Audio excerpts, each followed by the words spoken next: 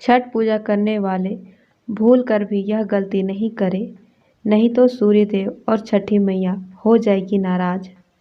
हर साल कार्तिक मास के शुक्ल पक्ष की षष्ठी तिथि को छठ महापर्व मनाया जाता है। 17 नवंबर से 4 दिनों तक मनाए जाने वाले छठ महापर्व की शुरुआत हो गई है और 20 नवंबर को यह समाप्त हो जाएगा। इस व्रत में सूर्यदेव और छठी मैया के पूजन का विधान है। इसमें व्रती संतान और सुहाग के लिए 36 घंटों का व्रत रखती है। इस व्रत के दौरान कुछ बातों का ध्यान रखना बेहद जरूरी होता है, वरना छठी मैया रूठ सकती है। छठ का पर्व में पहले दिन नहाय खाएं, दूसरे दिन खरना पूजा, तीसरे दिन संध्याकालीन या अस्ताचलगामी सूर्य को अर्घ्य और चौथे दिन उषा अर्घ्य या उगते हुए सूर्य को अर्घ्य दिया जाता है और इसी के साथ इस 4 दिवसीय पर्व का समापन होता है। प्रेम, त्याग और समर्पण का ये व्रत बेहद ही कठिन होता है। यह व्रत संतान के अच्छे स्वास्थ्य और उनके दीर्घ आयु के लिए तथा संतान प्राप्ति के लिए किया जाता है।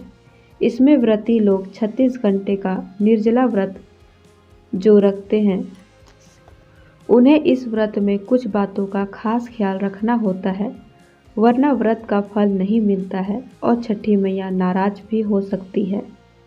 आइए विस्तार से जानते हैं कि व्रत के दौरान क्या करना चाहिए और क्या नहीं।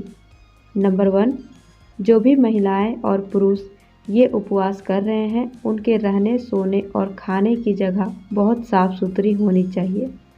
नंबर 2, ये उपवास 4 दिन तक चलता है, इसलिए केवल उपवास करने वाले व्यक्ति को ही नहीं बल्कि उनके परिवार को भी साफ सफाई का ख्याल रखना चाहिए।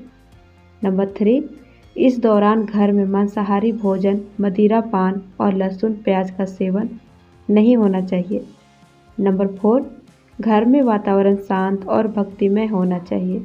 किसी की निंदा ना करें और ना ही आपस में झगड़ा करें, नहीं तो व्रत का फल प्राप्त नहीं होता है। नंबर 5, उपवास का भोजन मिट्टी के चूल्हे पर बनाना चाहिए और चूल्हा नया होना चाहिए, पहले उपयोग किया हुआ नहीं होना चाहिए।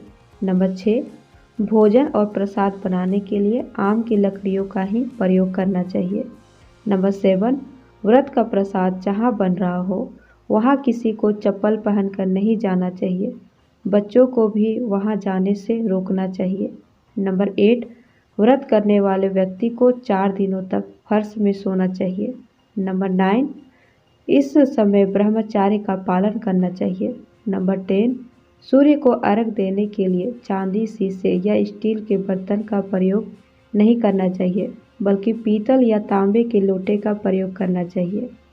नंबर 11, पूजा के दौरान सिंदूर, कुमकुम, आलता, मेहंदी, पीतल का सूप, शकरकंदी का इस्तेमाल करें। नंबर 12, पूजा करते वक्त काला सफ़ेद रंग का कपड़ा ना पहने बल्कि लाल, पीला, हरे रंग के कपड़े का इस्तेमाल करें। नंबर 13, छठी मैया की पूजा पूरे मन और श्रद्धा से करनी चाहिए, तभी ये व्रत फलदायी होता है। नंबर 14, ये व्रत उत्साह और संयम दोनों सिखाता है। कोशिश करें कि इस पूजा में पूरा परिवार खुशी खुशी शामिल हो। जहाँ इन नियमों से पूजा होती है, उस घर में सुख, शांति और खुशियों का वास होता है और वहाँ पर छठी मैया की कृपा अक्सर बरसती रहती है। नंबर 15, छठ पर्व के दौरान व्रती केवल सेंधा नमक का ही प्रयोग करें। नंबर 16, व्रत का खाना बनाने के लिए पुराने या बिना शुद्ध किए हुए चूल्हे का प्रयोग ना करें। नंबर 17, सूर्य देव को जल के साथ ही दूध से भी अर्घ्य दें। नंबर 18, छठ पूजा के दौरान कथा जरूर सुने, इसके बिना व्रत अधूरा माना जाता है। नंबर 19, छठ की पूजा में बांस के बने सूप या टोकरी का ही इस्तेमाल करें। इसमें भूल कर भी कांच या स्टील के बर्तनों का इस्तेमाल नहीं करना चाहिए। नंबर 20, छठ पूजा के दौरान पुरानी बांस की टोकरी का इस्तेमाल नहीं करना चाहिए। नंबर 21, पूजा के लिए बनाए गए प्रसाद को भूल कर भी भोग लगाने से पहले नहीं खाना चाहिए। नंबर 22, पूजा के किसी भी कार्य को बिना स्नान करे नहीं करना चाहिए और ना ही पूजा के सामान को हाथ लगाना चाहिए। नंबर 23, किसी मन्नत के लिए छठी मैया का पूजा कर रहे हैं तो मन्नत पूर्ण होने पर जो वाद किया है उसे पूर्ण करना चाहिए। इन 5 चीज़ों के बिना अधूरी है छठ पूजा। नंबर 1, लौकी चने की दाल और चावल।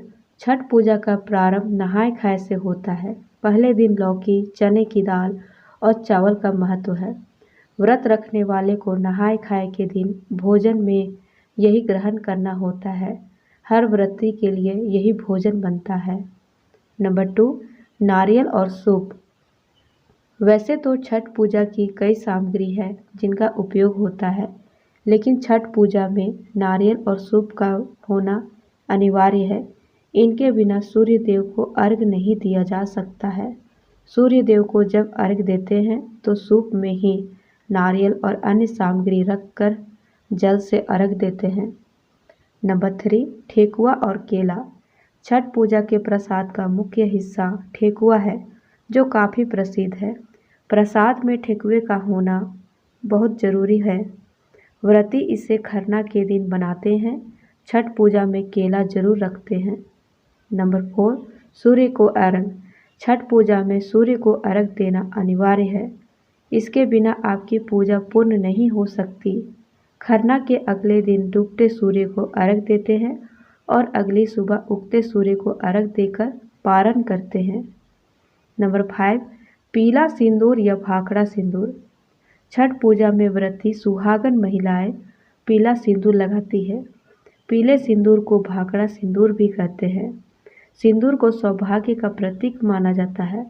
इसी वजह से महिलाएं हर व्रत और त्यौहार में पीला सिंदूर लगाती है।